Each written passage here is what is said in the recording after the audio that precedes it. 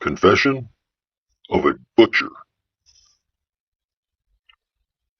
I've been a butcher for 23 years, and I need to tell you something that most people don't want to hear. I'm not saying this to scare you. I'm saying it because I've stood on both sides of the counter. I've cut meat for a small family shop where every animal had a story, and I've also worked briefly behind the scenes for a large supplier that stocked the kind of meat you see stacked in bright foam trays under grocery store lights. And once you've seen the difference, you don't unsee it. Let me start with the small shop. When I worked for Mr. Halverson's butcher shop, animals came in whole or in large primal cuts from farms we knew by name. Not by brand, by name. I knew which cattle come from the Johnson farm, which hogs were pasture raised, which lambs were finished on clover instead of grain. Sometimes the farmer would stand right there while we unloaded. We broke everything down ourselves. Shoulder, loin, brisket, shank. Nothing hidden. Nothing pre-cut in some distant warehouse. If something didn't look right, smell right, or feel right, it didn't go in the case. Period. And meat has a language if you work with it long enough. Good beef is deep red, almost burgundy, not bright cherry. The fat is creamy, not stark white and brittle.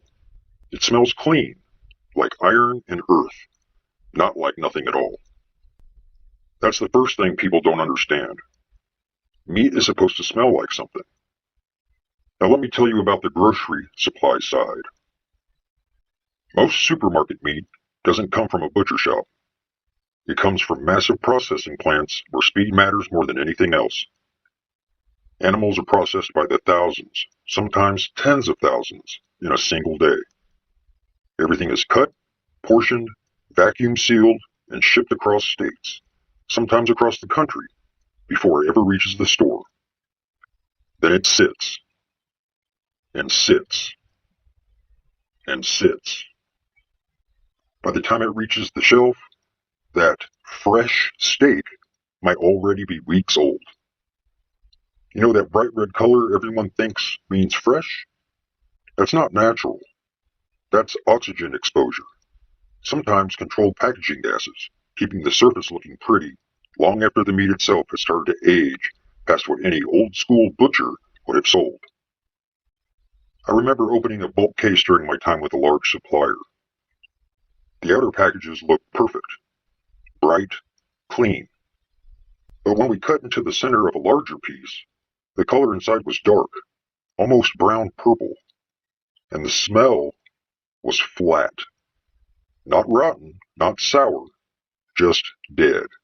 No life left in it. That's the second thing. Bad meat doesn't always stink. Sometimes it just has nothing left to give. Then there's the water. If you've ever cooked grocery store chicken and watched it shrink and release a pool of liquid in the pan, that's not your imagination. Many large processors use solutions to retain moisture and increase weight. It keeps the meat looking plump and the numbers looking good. But you're paying for water, and when it cooks out, the texture turns rubbery, the flavor thin. In a small shop, we hated excess purge, the liquid that collects in packaging. In big supply chains, it's expected. In small shops, traceability matters. If there's a problem, you know exactly which farm, which batch, which day. In large systems, meat from hundreds or thousands of animals is mixed together, ground beef especially. One package can contain meat from multiple sources, processed at different times, blended for consistency. Consistency, that's the word they use. But consistency comes from removing the individuality of the animal, and sometimes from blending until nothing stands out anymore. Even problems. I'm not saying grocery store meat is unsafe. Most of it passes inspection. Most of it won't make you sick.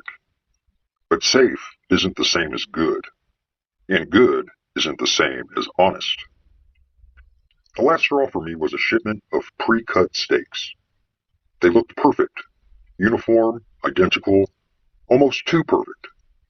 But when we cooked a test piece, it had no flavor, none, just texture, like chewing something that used to be beef. I went back to the small shop after that. Now, when customers come in and ask why our prices are higher, I tell them the truth. You're paying for an animal that wasn't rushed through a line.